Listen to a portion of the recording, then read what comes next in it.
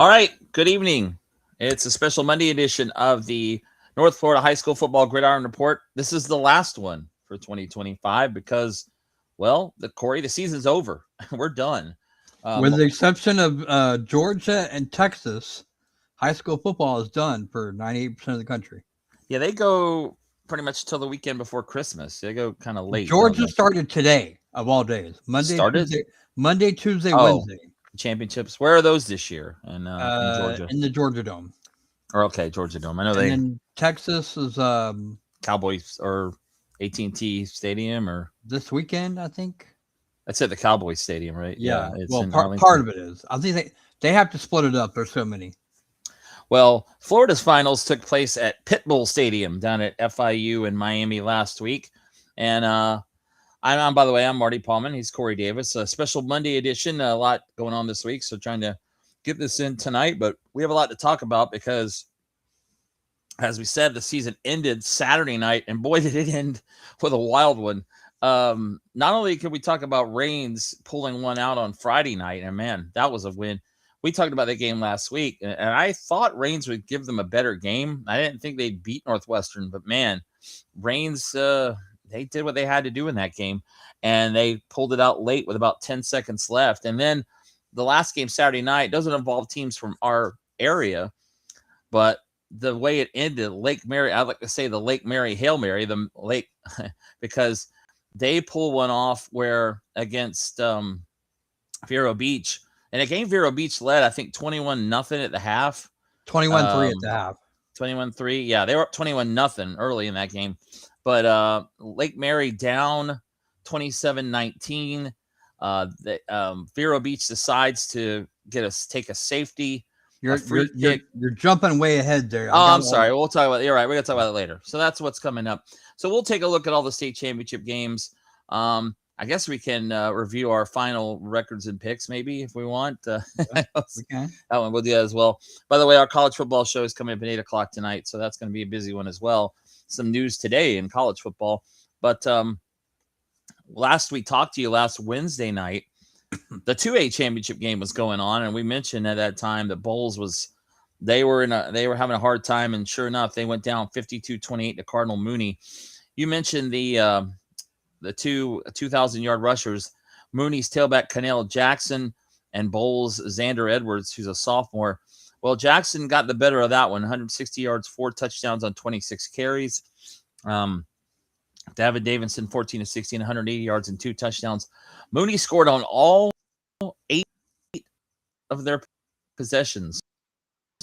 Yeah. To win their third state title.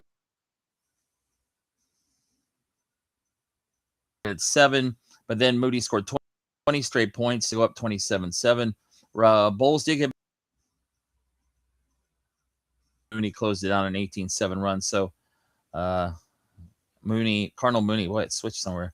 Cardinal Mooney, dominating performance. Mentioned they were maybe one of the best teams in the state of Florida overall, and they got it done. Well, and the one that nobody was talking about, I mean, because when everybody talked about 2A, it's going to be Bowles, Cocoa, Bradford were the 3 most teams that most people talked about. You know, Bradford had a great defense, so offense. Bowles had a great offense, so defense. Cocoa, maybe a rebuilding year, but they still got to the regional final for the 13th or 14th consecutive year.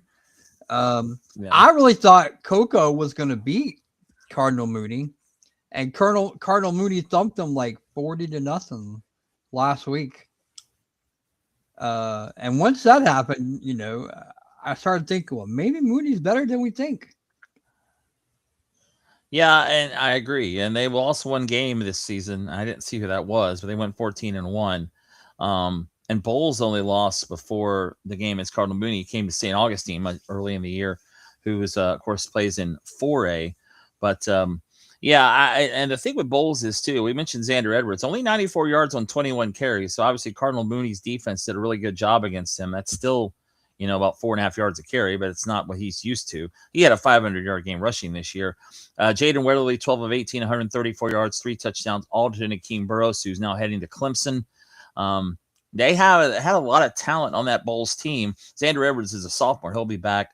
But one thing that's kind of happening with Bowls now, and we didn't see this during the Corky Rogers era when he won 10 state titles. This team's kind of becoming the bridesmaid a lot. I mean, this is since 2011. This is the 6th state runner-up finish. Oh, they won it in 2011. That's the last one they won. 2012, 13, 14, 3 years in a row. 2016, those were all under Corky Rogers. 4 and 5 years there. And then he retired. And then 2019 and 20 and 2025 under Matt Toblin. This was their first state championship game appearance in 5 years. But Bowles has run into they've run into Booker T. Washington. They've lately they ran into Cardinal Gibbons in 2020, and this time was Cardinal Mooney. So Bowles has not been able to get over that hump. I mean, it's tough to get there and win it is. Bowles made it look easy for so long. But when you play, when it's a private versus a public school, Bowles will usually have better talent and better, and they've always had a tremendous coaching staff. But now Bowles is having to go up against other private schools, and yeah. Oops. Okay. Actually, with what you said, I mean, Cardinal Gibbons, Cardinal Mooney, Coco didn't get him, right? No, they beat him. Coco beat him twice, I think. They're a public school. Booker T. Washington beat him too a couple times. They're public, but yeah, but they recruit too, so they also do. Yeah, right. And they were really, those two teams had a lot of talent on them as well. But when you put, you're right, against when you got a private school against another private school, anything's possible. Cardinal Mooney obviously can recruit, and they have. But the second state championship in 3 years for them. They won the 1A title 2 years ago in Tallahassee. So a dominating performance for Cardinal Mooney last Wednesday. That was the first state championship game in Miami. And then Thursday, this may have been, this was the biggest upset of the week, I'd have to say, in 1A. Speaking of Cardinals, Cardinal Newman out of West Palm Beach. Last week I was trying to figure out a way to pick them against Chaminade Madonna, but I'm like, I can't. They're going for 5 in a row with Chaminade Madonna. Well, Cardinal Newman pulled it out, 17-14, as Jack Daniels, I love that name, who led Palm Beach Gardens Dwyer to the state title, a couple of them, in fact. Now Cardinal Newman brings them to their first state championship as they finish 12-2, 17-14 over Chaminade Madonna, who finishes 11-3. Jaron Hughley with 133 yards and a touchdown on 20 carries. The quarterback for Cardinal Newman, 5 of 10 for 69 yards. Game was tied at 7-all. Cardinal Newman's defense really got it done. They took a 17-7 lead into the fourth quarter and hung on as they end Chaminade Madonna's run of 4 straight state titles. Yeah, that was definitely a big shock. We all picked Chaminade Madonna to win that game because it was Cardinal Newman's first time. And typically when you go in there your first time, you go in there in the deer in headlights because you're not used to playing on that kind of level. And kudos to Cardinal Newman. Their defense played tremendous and their offense did just enough. And they held on because Madonna scored with like a minute something to go and then had an onside kick. And if they recover that onside kick, who knows what happens? Yeah, that's true. Who knows? But as it was, Cardinal Newman and a team that had, again, had been close lately, but in the past they had been running into Chaminade Madonna in the region final or state semifinal in that area, region final mostly. This year they get past that. They get to play them in the state championship. And even though Chaminade Madonna probably a little bit of a home field advantage, although, again, Cardinal Newman's in West Palm. Wasn't like that was that much further away than Chaminade Madonna being in Hollywood. But Cardinal Newman gets the win. That was the Thursday afternoon game. And then in 5A, that was last Thursday night. Well, this streak continues. St. Thomas Aquinas, they've won 7 in a row now. And again, no problem with Lakeland, 29-0. Their state leading 17th overall state championship, a state record as well, 7th in a row. They actually had 5 field goals in this game, so their offense wasn't exactly getting in the end zone, but they also had 2 extra points from their kicker, Johnny Salvador, but their defense was just dominating against Lakeland. Lakeland is up 12-3, St. Thomas Aquinas 14-1. Salvador kicked 5 field goals, making it 15-0. And then St. Thomas Aquinas with 2 touchdowns in the fourth quarter to put that away.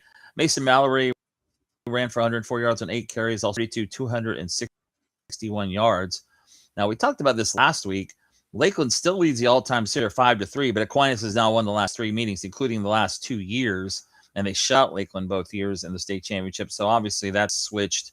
But I don't know if anybody's going to beat St. Thomas Aquinas as long as we continue in this system, because nobody's really been getting close. I mean, 7 in a row is quite a feat, but you kind of expect it from them though at this point. And when you go back and look at the records through the 7 in a row streak, a couple of them are to Lakeland, but they've also beat Plant.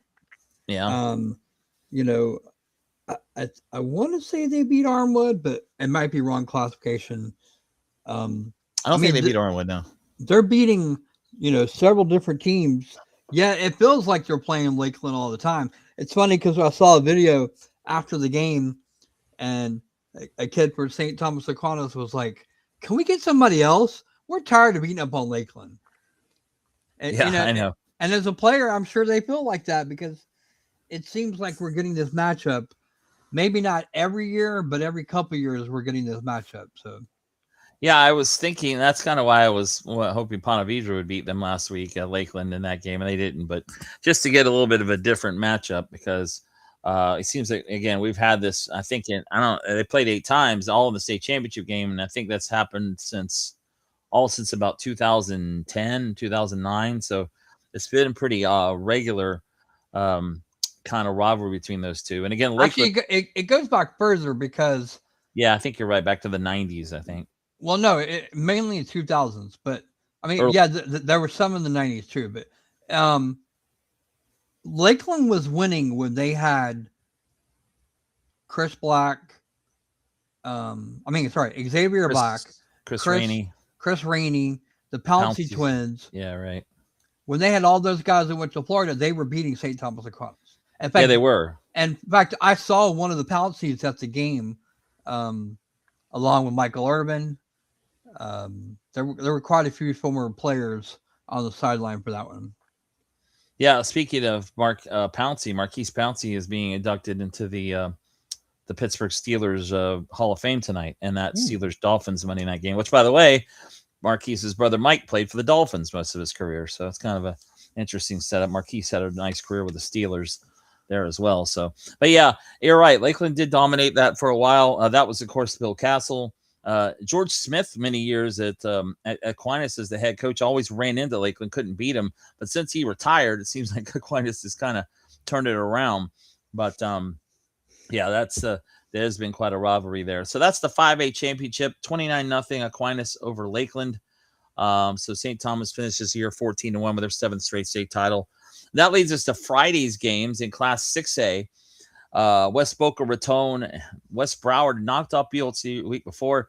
Not so much this time, as these two South Florida teams played. And West Boca, no problem, 31-0 over West Broward as they repeat as state champions in 6A. West Boca Raton finishes 13-2. West Broward at 12-3. West Boca Raton, the Bulls, 308 rushing yards. Trey Moran at 133 yards and 11 carries. JB Mallory, 126 yards and 3 touchdowns on 18 carries. No problem for West Boca to repeat here in 6A.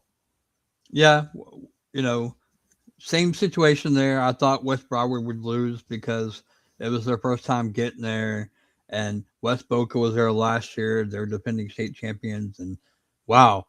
I mean, I wouldn't say they were one-dimensional, but 308 yards rushing, they knew exactly what they wanted to do, and they dominated the line of scrimmage. And again, it comes back to what I was thinking about the semifinal game when West Broward came up to Gainesville and beat Buchholz. I think if those two teams played 10 times, I think Buchholz might win 8 of them. And that night, their quarterback for Buchholz was injured. And a lot just went wrong in that one night. And honestly, I think Buchholz gives West Boca a much better game than West Broward did down in South Florida. But, we'll never know because West Broward won the game the week before. So that was their first state championship game appearance. So a good year for them, West Broward, who was also the Bobcats, by the way. I meant to say that. So they finish up with a record of 12-3. And as again, West Boca repeats as state champs in 6A at 13-2. All right, this was a game of the weekend. Well, one of them. There were two, as it turned out, but this one on Friday night we were following this game. Well, it was only a And game for the second half. yeah, right. The first half was boring as hell. Yeah, it was 3-0 Northwestern at the half, which surprised me. I'm looking at that score going 3-0. Now, that being said, when I saw that score, I thought, wow, Reigns is hanging in there. This is what I was thinking might happen, but I didn't know. So Northwestern takes the lead with less than 2 minutes to go, 22-17. Somebody missed a coverage because Northwestern's receiver was open by like 20 yards. Right. And a 62-yard touchdown. Again, Northwestern took the lead 22-17, less than 2 minutes left. At that point, Reigns needed a miracle. Well, they got it. With 10 seconds left, TJ Cole, their senior quarterback, 12 of 24, 149 yards and a touchdown, hits tailback Tadarius Washington in a wheel route.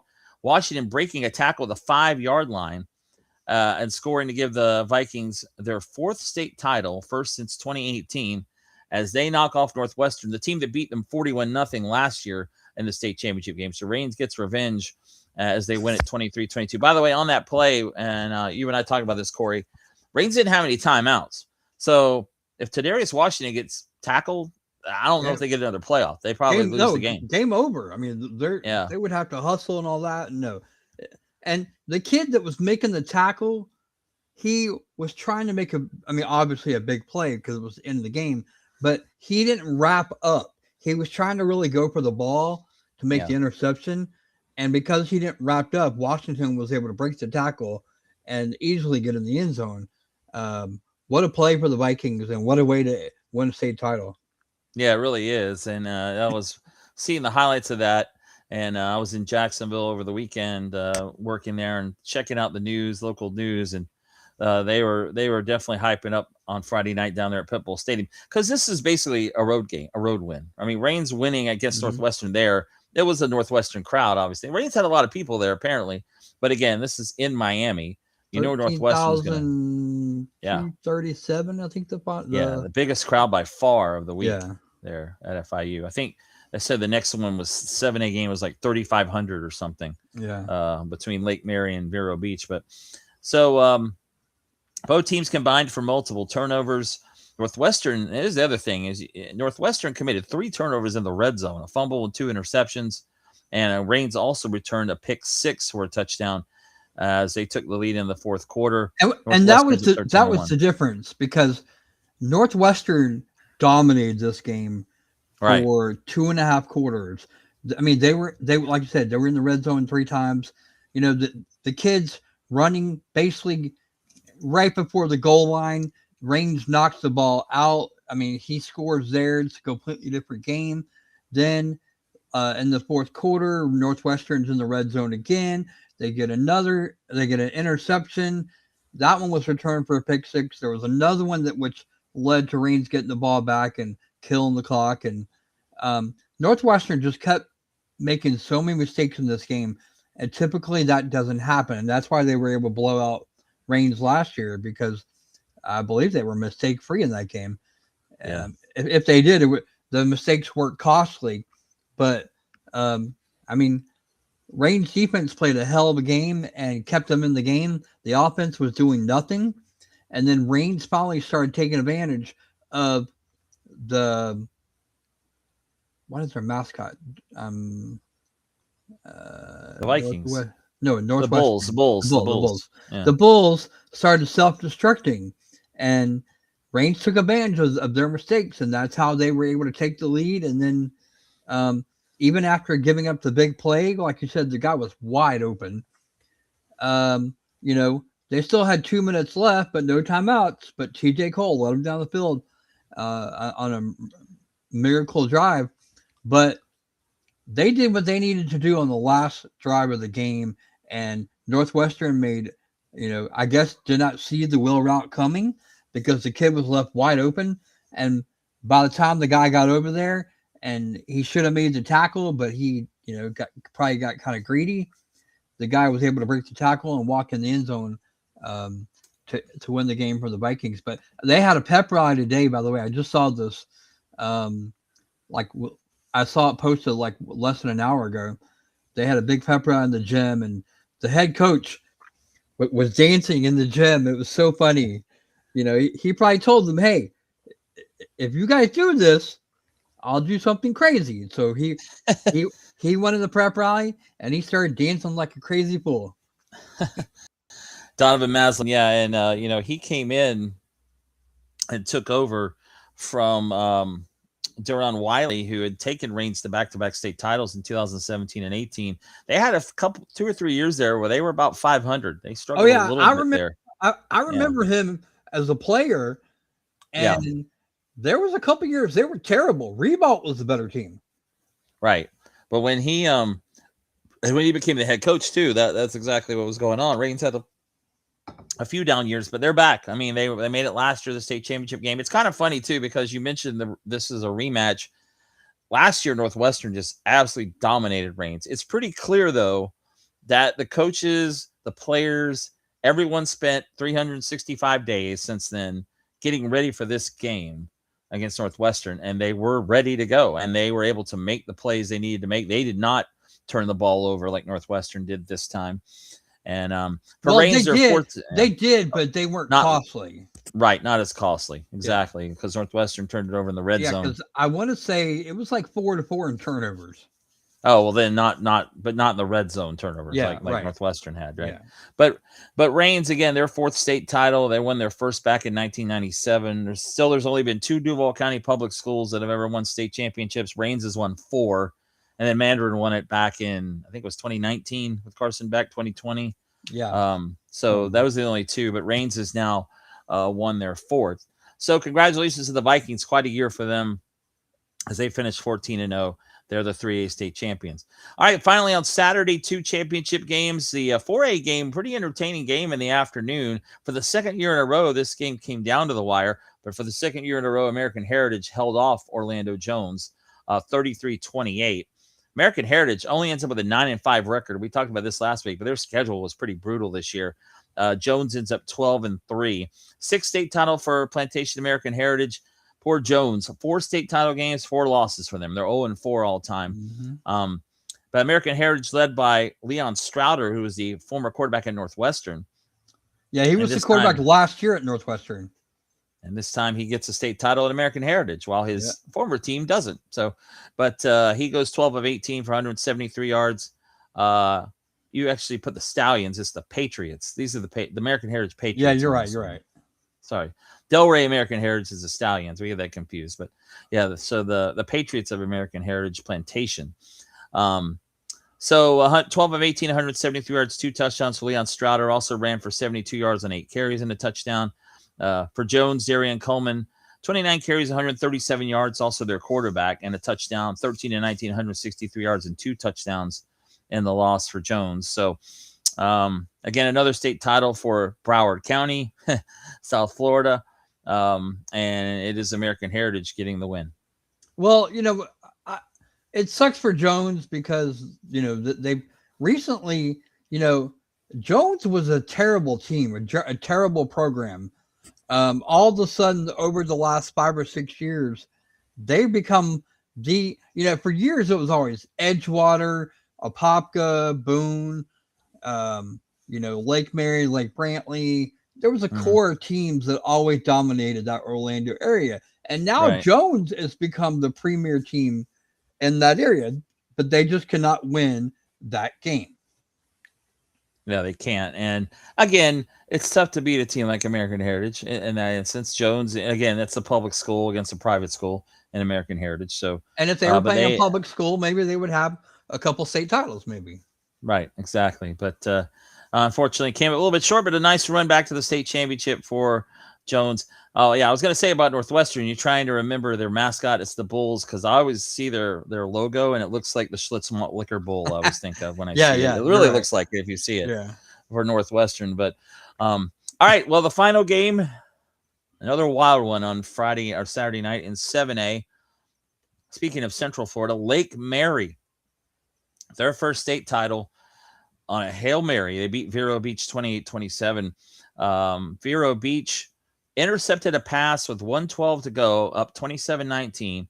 Looked like they were going to, be able to run out the clock. They take 3 kneel downs. Lake Mary has 3 timeouts. So they call all 3 timeouts. At that point, Vero had a 4th and 31 with 12 seconds left. So instead of punting the ball, which I don't know why you would do this either. Well, because the coach said after the game, because someone asked him on video, he wanted to limit the amount of plays they would have. So by doing what they did, they only had, well, obviously 1 play, but at the most they would have had 2 plays. But if they would have punted, they might have had like 4 plays. But it didn't matter. They would have had 4 plays. Well, I mean, they only had like, well, potentially because, well, 12 seconds left. I mean, I guess that's true because they ended up with a really good field position. They had a good return on the free kick. Well, and you would have made them go potentially 70, 80 yards, which right, yeah, exactly. Instead of going 45, which they did. Yeah. Right. But I mean, and we didn't really talk about this earlier. You mentioned earlier, we were talking about a little bit, but what happened was, so the quarterback for Vero, Ephraim White, went into the end zone 19 yards. They were at the 19 for a safety, making it 27-21. So on the ensuing safety, free kick on the punt, Lake Mary is able to return it to the 43-yard line of Vero Beach with 8 seconds left.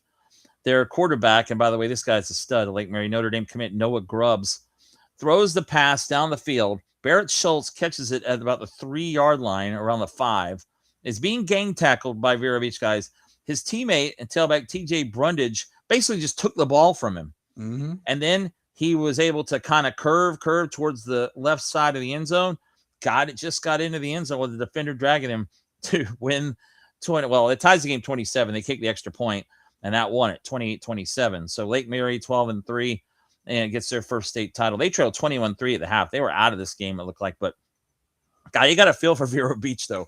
Their first state championship game appearance since 1981. They were undefeated, number 1 all season in 7A, and they lose that game on the very last play. It's you got to feel for them a little bit because they had a really good year.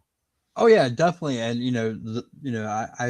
I saw people talk to the coach after the game, and they directly asked him, why not punt in that situation? Why do what you guys did? And they're like, well, we wanted to limit their plays, but you would have backed them up. Like I said, I mean, unless they got a really good return, they were going to be backed up probably to back to 30 or 40, at the best. And even then, if they do get a good return, you eat up more clock. So then you're only talking like 5 seconds left in the game, and basically set up another Hail Mary opportunity. But yeah, I mean, some bizarre coaching decisions down the stretch. Vero Beach for at least a half dominated this game, and kudos to Lake Mary for fighting back. I mean, down 18 to make it a game, and then finding a way to win the game. Yeah, Lake Mary was the state runner-up in 2024. Last year, they lost to Venice in the state championship game. They beat Venice in the semifinal this year to advance back to the state title game. And again, they get their first state title, which surprised me a little bit. It was their first, but they've been close, just haven't quite been able to win it. But they do. And they do it on a very, very wild circumstance. And boy, quite a way for the last high school football game of the season to end in the state of Florida on a play like that. And you haven't seen a lot of those in state championship games, but kind of reviewing the week, though, in Miami, you had some. I mean, we mentioned the 3A game. Rains and Northwestern was a really good game. This game in 7A, Lake Mary and Vero came down to the end. The 4A game between American Heritage and Jones was pretty entertaining. The 1A game between Chaminade and Cardinal Newman was close. Really, the 5A and 6A games weren't great. I mean, they were both shutouts, and then the 2A game, Cardinal Mooney blew out Bowles, but you had really some. But even that though, when Bowles cut it to 13 twice, you were like, they were scoring points, yeah, right. You were thinking, okay, maybe Bowles got a chance here, but Mooney was just a well-oiled machine, and Bowles could not stop them, and even to get down to 13. Mooney scored the next possession, and then when Bowles scored again to cut it 13, they scored again. So it's like every time Bowles would do something to get closer, Mooney found an answer. And kudos to Cardinal Mooney because I definitely didn't see that coming because everybody talked about Bradford, Bowles, and Coco to win that 2A title. Yeah, and again, Cardinal Mooney, a team that won 2 years ago in 1A. They beat Trinity Catholic, now moved up to 2A. And this year they do get another state title there, and they're third all time. But yeah, as you can see, at the bottom, Duval is what it says down there. Quite a weekend for Duval, especially for Rains, as they get the state title. But to review the state champions this year, Hawthorne, they won the rural state championship the week before at the Villages. They beat Bluntstown 24-8 in that game. In 1A, you have Cardinal Newman of West Palm beating Chaminade-Madonna 17-14. 2A goes to Cardinal Mooney 52-28 over Bowles. The 3A champion Rains, they beat Miami Northwestern 23-22. In 4A, it's Plantation American Heritage as they defeated Orlando Jones 33-28. 5A championship goes to St. Thomas Aquinas again, 29-0 over Lakeland. 7th straight state title for them. West Boca repeats in 6A, 31-0 over West Broward. And at 7A, Lake Mary on a Hail Mary defeats Vero Beach 28-27. That's it. I think we just recapped it all. So we're done. We're state championships here. All right. Good night, everybody. I know. Good night. Well, and again, this will be our last show. We'll until next August probably when we come back for high school season. And this season has flown by, man. I got to tell you, I can't remember a season that feels like it's gone this fast because I swear it was just summertime. We were sweating our what off going to games. Tonight it's about 20 degrees outside. We're in winter now. But that's always how the football season is here in Florida. We start the summer when it's hot. We end up this part of Florida when it's cold in December in state championships. So, but another really good year. And as far as our area is concerned, you got Hawthorne from the North Central Florida area and Rains from Northeast Florida winning state titles, and Bowles advanced to the state championship game. So pretty good year there. Buell's going to the Final Four. Buell's back to the Final Four. That's right. Mandarin went to the Elite Eight, I think. Mandarin lost to Buellholz in the Elite Eight. Ponte Vedra went to the state semifinal, lost to Lakeland. They made the Final Four. And am I forgetting a team? Oh, yeah, Trinity Christian. Trinity Christian made the Final Four, yeah. St. Augustine lost in the Elite Eight to Choctaw. Yeah, they lost to Choctaw. Beachside lost to Ponte Vedra the one before that as well. But Trinity Christian advanced to the state semifinals. They were beaten by Chaminade-Madonna. So, but I mean, that kind of wraps up this 2025 season a little bit. And by the way, another stat we were talking about over the weekend, we mentioned South Florida domination, but not Miami-Dade County. For the first time since 2009, no Miami team won a state championship in football. Yeah, and that was pretty. When I saw that on social media, I was like, "Man, I can't believe that." But it was true. I looked it up. It's only happened like 3 times since 2005. 2008, 2009, and then sometime in the early 2000s, they didn't happen either. And ironically, the only team that advanced from Miami to the state championship was Northwestern. They were the only one. Yeah. So, but I mean, again, you had Broward County seems to be racking up the state titles. West Boca is actually Palm Beach County. I forgot that is Palm Beach, but they win. St. Thomas Aquinas is Broward County in 5A. American Heritage is Broward County in 4A. And then you had Cardinal Newman also from Palm Beach County. So you had a couple Palm Beach, couple of Broward County champions. So that is a look at the high school football state championships here in the state of Florida. And since it's our last show, we're going to do award. It's the Oscars tonight here, basically, on the North Florida High School Football Gridiron Report. As we take you to the last 20 or 25 minutes, it'll be a little bit after 8 o'clock for our college football report to start. But we're going to start with our player of the year. Actually, pardon me, our coach of the year. And our coaches of the year, our nominations are Edwin Farmer from Ocala. Actually, he is our coach of the year from Ocala area. Edwin Farmer, once again, leading Vanguard to a district title in the postseason. They go 9-3. They lose in the second round, a close game to Jones, who made the state championship game. That's been the problem for Vanguard. They have not been able to get past Jones, but obviously Jones is pretty good. So, but that was the top team in Marion County this year in that area was Vanguard. And so Coach Edwin Farmer, once again, our coach of the year. It seems like Vanguard is a consistent playoff team. They're going to make it a few rounds deep normally, probably win the district title. During the regular season, their only losses were to Buchholz in week 1 by 2 points, and then I think they lost to They lost the Palm team from Beach, South Florida, remember? Palm Beach Or no, Central. Palm Beach Central. That's what it was. Yeah. I like a Hail Mary during the Yeah. regular season. So Right. yeah, right. So, but Vanguard, another good year for them. Again in Class 4A, just couldn't get past Jones. In Gainesville, well, I guess you could say this perennially, but Cornelius Ingram once again is the coach of the year. 3rd state title in 4 years for Hawthorne. Their 3rd state championship game, or 6th straight state championship game appearance. They beat Bluntstown this year. By the way, I saw an interview with CI today on WCJB here in Gainesville. This was the youngest team he had. In fact, their coaches were saying, Mike Rideout told me about this from Main Street Daily News down there covering it. Their coaches were saying, if you were going to get us, this was the year to get us. So they're going to be there for a while. Yeah. And this was a school that, remember, and Cornelius, CI's been there 11 years now. This was a school that was on the verge of being shut down when he got there. I mean, they were in real trouble of not even having a school anymore, and how quickly you turn things around. So yeah, CI for years they were the homecoming opponent. Right. That was a game that you could definitely win. They had a couple of years there, like 2008, 2009, when Robbie Pruitt was coaching them. Ronnie Pruitt. Sorry. Wait, which one is? I was getting confused.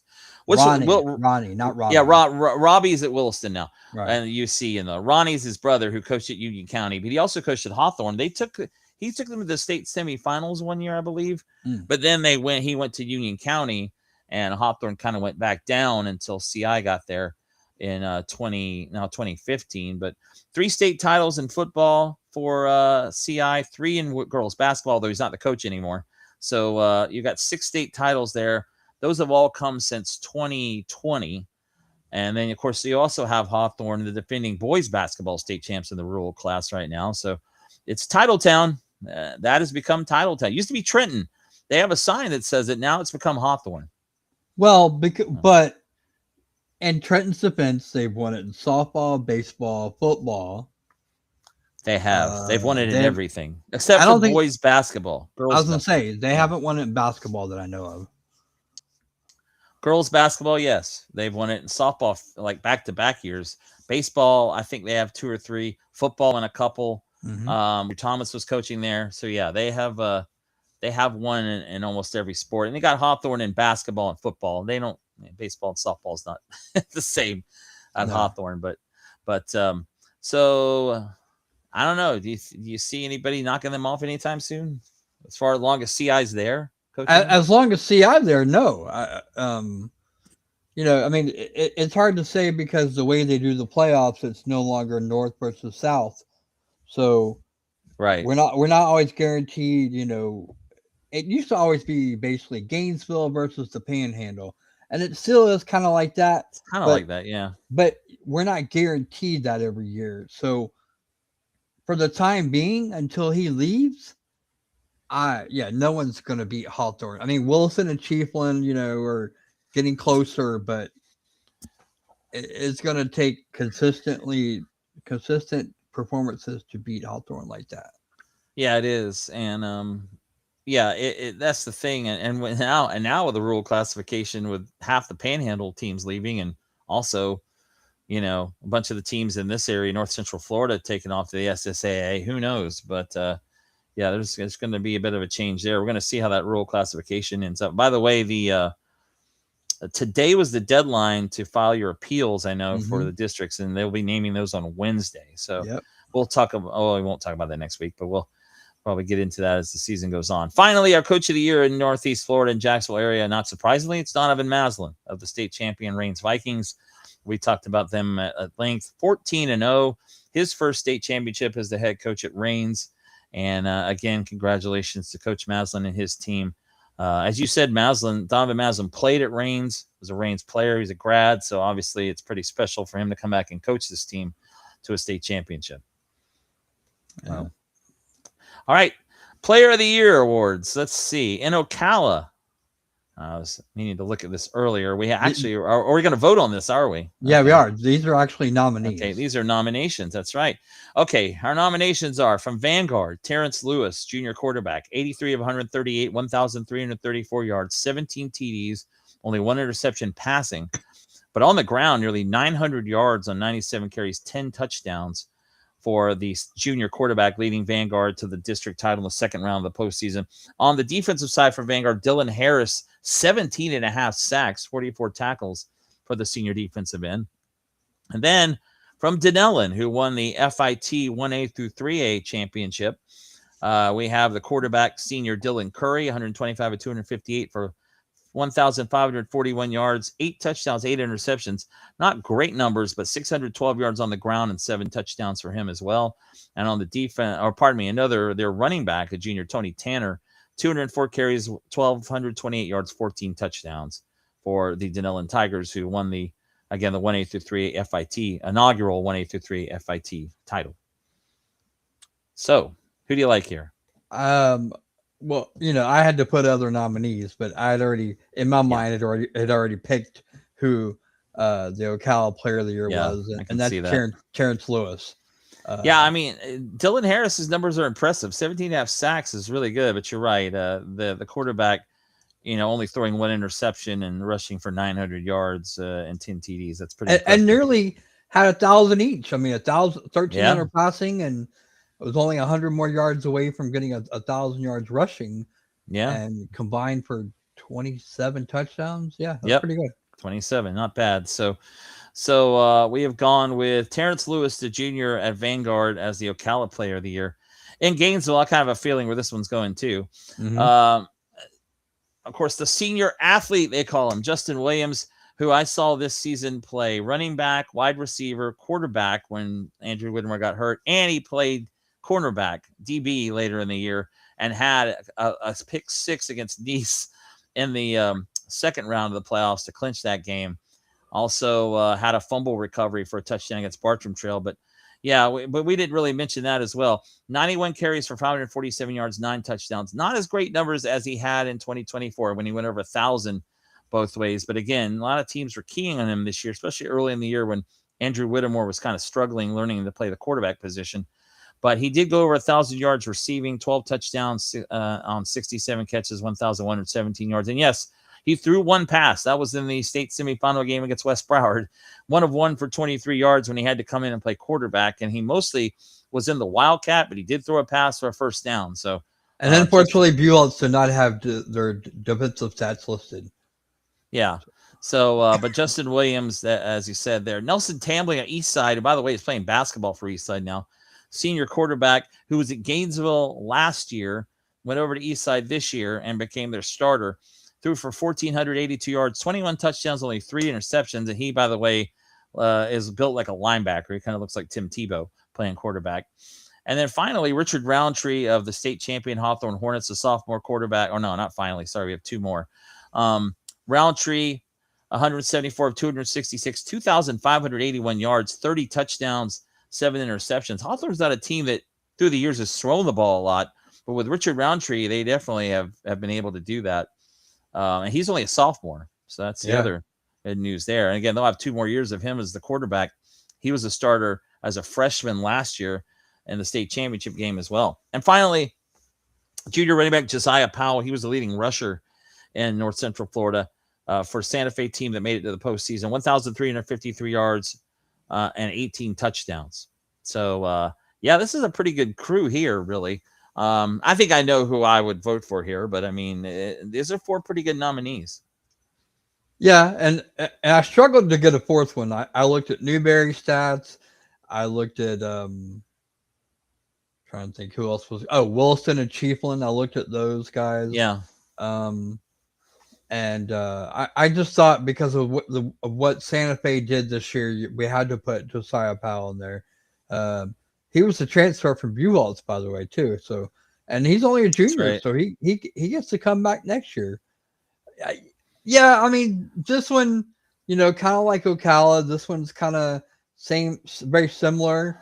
I don't think this was even close. Although the kid from Eastside, 21-3, those are impressive touchdown to interception Well, ratio, but I would have. clearly it's Justin Williams. Yeah, exactly. I mean, you're right. I can make an argument for Josiah Powell too. And in fact, when we were looking at the North, the Gainesville Player of the Year from the quarterback club I went to a few weeks ago, at first we nominated Josiah Powell, looking at Williams' numbers, and then after looking at it again, realizing how much this guy means to the Buchholz team, and of course he's also heading to the University of Florida now. Yeah, Justin Williams again was our Player of the Year, and I think he probably should be. I like these nominees. I think Powell and Roundtree are nominees as well, especially since Roundtree took Hawthorne to a state championship as their quarterback. Well, all right. Finally, Jacksonville Player of the Year. Well, this one, I think I know who I'm going to take for this one as well, because I saw this guy. I saw this guy play, and I still see him in my all sleep. three of these are pretty much probably going to be unanimous, but yeah, I think one guy in this group has a say so, just basically because of what happened this past weekend. Well, you're right, because you look at these numbers of these guys too, and I will start with Xander Edwards. Of course, we mentioned him many times this year. Only a sophomore, by the way, which is crazy. He rushed for 2,629 yards on 265 carries. He had a 500-yard rushing game this year, 44 touchdowns, and also 17 receptions for 211 yards. To me, this is probably your winner. But then you come down to TJ Cole, who just took reins to the state title, as you just said. The senior quarterback, 2,609 yards passing, 39 touchdowns, only 3 interceptions, and he rushed for 407 more yards and 3 touchdowns as well. And then you got Brenton James of St. Augustine, who took them to the third round of the playoffs again, the region final. 2,780 yards passing, 36 TDs, 8 interceptions. He also rushed for 5 touchdowns. So those 3 right there are are really good. And then at the very end, you add Bryson Wright, who is probably the fastest guy in the area. Right. Sophomore. He's only a sophomore, too, as an athlete. Brenton James is only a junior. 46 catches, 983 yards, 10 touchdowns. But on defense, 5 interceptions, 63 tackles. This was the guy who led the Jaguar flag football team last summer to the title. And if you remember the national title in that game against Bradford where they won 14-7, it was Bryson Wright that did all the scoring. He had a pick six and a punt return were the only points scored for Mandarin in that 14-7 win. Yeah, that was. In fact, you're right. Mandarin did not score offensively in that game, but they were just able to hold off Bradford 14-7 thanks to those plays. Well, I'm going with Xander Edwards here because, again, I saw TJ Cole play too, and Reigns has got a lot of guys around him. Now, Bowles, on the other hand, has a guy like Naheem Burrows, but I can tell you when they played Bishop Kenny, I think they threw one ball to Naheem Burrows. Xander Edwards had like 250 yards and like 30 carries. I mean, he's a workhorse too. Right. And not a great state championship game really for him. But again, Cardinal Mooney, probably the best team he's played. So I was good with Xander Edwards. I would agree because Edwards broke all kinds of records this year for this area. Yeah, he did. Willie McClendon, he broke his record of most touchdowns in a season. So, I mean, and the part that just kind of blows you away is the kid's only a sophomore. I mean, he's got 2 more years. I mean, he might end up with over 100 touchdowns in 3 years. Yeah, I agree, and it could easily do that. And I think the way Bowles is going, they'll keep using him. They'll keep running him too. And I think Jaden Weatherly, their quarterback, was he a senior? I'm trying to remember. Senior, but so they're going to have to find a new quarterback. But and Burrows is now graduating. He's heading to Clemson. But yeah, Xander Edwards is going to keep this Bowles offense rolling for the next couple of years. Yeah. So Xander Edwards of Bowles is our Jacksonville area Player of the Year. Justin Williams of Buchholz, the Gainesville area, and Terrence Lewis of Vanguard is the Ocala Player of the Year. All right. Well, we got a few more minutes left in this final show for 2025, and that's going to lead us to our discussion. This is going to be fun, of the best games of 2025. Well, if you remember, Williston Chiefland ended on the last play of the game in overtime. John Adams scored Right. double overtime. I want to say it was like 43-42, but it Yes. was week 1, so it's hard to remember that game. But I remember it clearly because Noah Ram went out to that game, and first of all, was like, wow, I didn't think he'd ever go to Williston Chiefland, but he did, and I'm glad he did because now we all know about that game because he was at that game, and what an ending that game was. Yeah, I remember having to talking to him that week about because Beals and Vanguard played on Thursday night at Citizens Field, so he was able to cover that. And then he said, "Yeah, I'm going to Williston Chiefland," and I was like, "Really?" I was a little surprised, but then the more I thought about it, yeah, these teams play these kind of games. They did last year.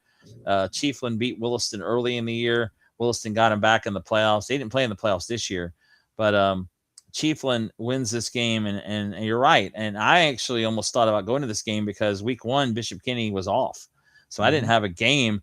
I nearly went to that game. In the last minute, I decided instead to, I don't know why, go to see the Tampa Bay Rays play that night. But anyway, it was the end of baseball season. And then I saw that game. I was like, wow, that would have been quite a game to see. But yeah, those teams they usually play those kind of games. And that's a rural classification game. Those teams are big rivals there in Levy County. So, well, next, Rains Northwestern. And honestly, I don't know if we need to keep nominating anyone after this game because that, to me, Rains winning the way they did, probably the game of the year. I mean, it may not have been the prettiest football, but it was down to the wire and intense down there in Miami between Rains and Northwestern.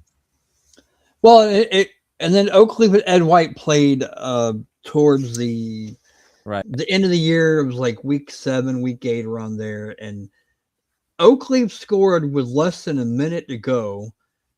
Ed White went down the field, threw a pass in the end zone. They celebrated thinking they won the game.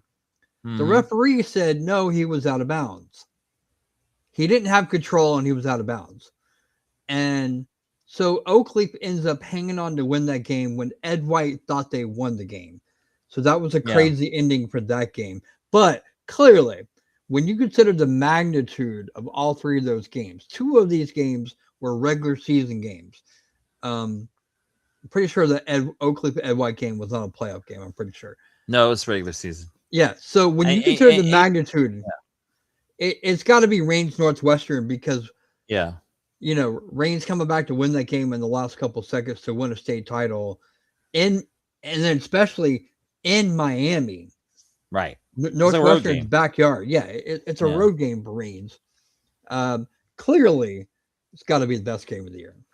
Well, and I was just thinking, too, St. Augustine Bowls could have been on there because that game was like 40-35 coming down to the wire there as well. You could put Mandarin St. Aug on there. That game was classic down to the end. You could put Mandarin Buchholz in there in the postseason. That game was a classic as well. Buchholz pulled out late. But you're right. As far as it goes, at the state championship game, I don't think you can beat that in the way Rains won it. So, Rains Northwestern, I believe, is a pretty easy choice. Now, if I had thought about this one today, I could have probably come up with about 10 games that I could think of that were probably on that list. But these are good ones, though. Williston Chiefland is definitely one as well. Well, so, with no picks now because the season is over. Yeah, we're done. Let me go ahead and get the crown out. Okay. Marty went we did state final picks this past week. Marty went 4-3. I went 3-4. Yeah, the difference was that Mary. Yeah, because it was. So Marty finishes 206-52. Marty, that's incredible. What was it? 206 and 52. You got a percentage on that? I'll do that. I'll add that up real quick here. Okay. So yeah, I mean, that's a good year. I'll take it. So that would be a total of 58. Okay, 250. 79.8%. So I'm almost 80. I'm doing a calculator on my phone. So I'm bordering on Joe Pinko's territory there. And I finished a whopping 20 games behind you. I finished 186-72. Which isn't bad either. So I just happened to have a really good year, though. That's probably the best year I've ever had in picks. You got 72% right. That's good. 186. 86 divided by 2. I just did 58. it on the calculator on the phone. Yeah, again, it's but 72%. So yeah, that's yeah, not bad. But no, it's not but, bad. but but still, when I lost by 20, I'm like, whatever.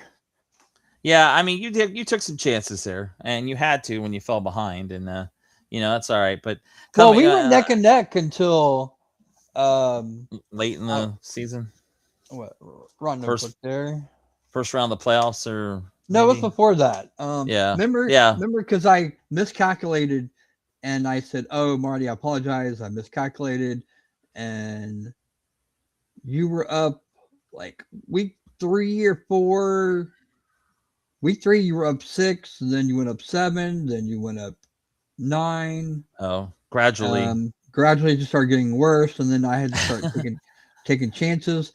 But the one yeah. that killed me the most is when you went 15-0, and I went 12-3. But Which week when was that? someone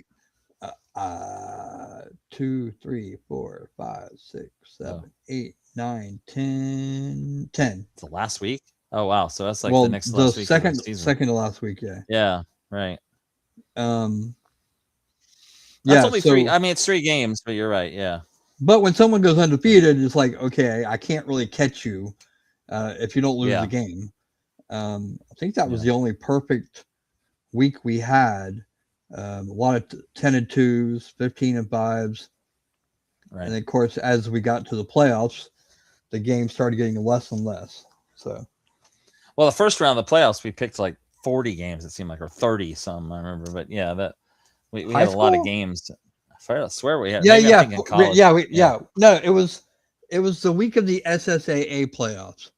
yeah, we picked Um, all those games. we had Yeah, 42 games because we had a bunch of those playoff games plus. right. Um, And I think I went like 37-5 or something, or 30. I don't know, something like that. So you went 38-4. yeah, 38-4. I Okay. went Yeah, that 34 and that 8. helps. That Yeah, I helps. went See, and that's 34 good. and 8. That's good. But you lost 4 games there. I But it know. ain't So good enough. that's not. Well, I tell you one thing. Stay tuned for our college show because that's been close. The college picks, we've been going back and forth on that one, and that's going to continue. I'm pretty sure as we head into the bowl games. Mm-hmm.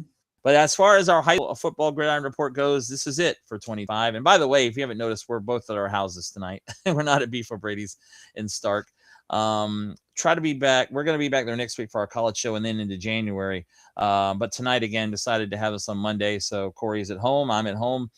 And we appreciate you watching us because, again, we kind of at the last minute, I decided to move it to tonight. But we had a lot to talk about, a lot to recap. And we look forward to doing this again next year. I do.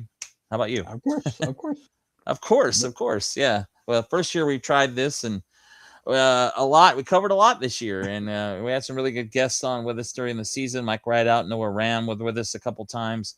Alan Pettigrew from the Star Banner, Mike Rideout, Main Street Daily News, Noah Ram, Gainesville Sun, who, by the way, the Gainesville Sun released their all-area defense today, which is a little early for them. You remember they do that around Christmas, but that is out now. Yeah. In the Gainesville Sun. Main Street Daily News will have theirs in January. Just released volleyball today for all area. But yeah, so you can check that out too. We started ours next week with right. Yours will be Christmas week, right? We do golf, volleyball, and football. Right. So you can check all those things out.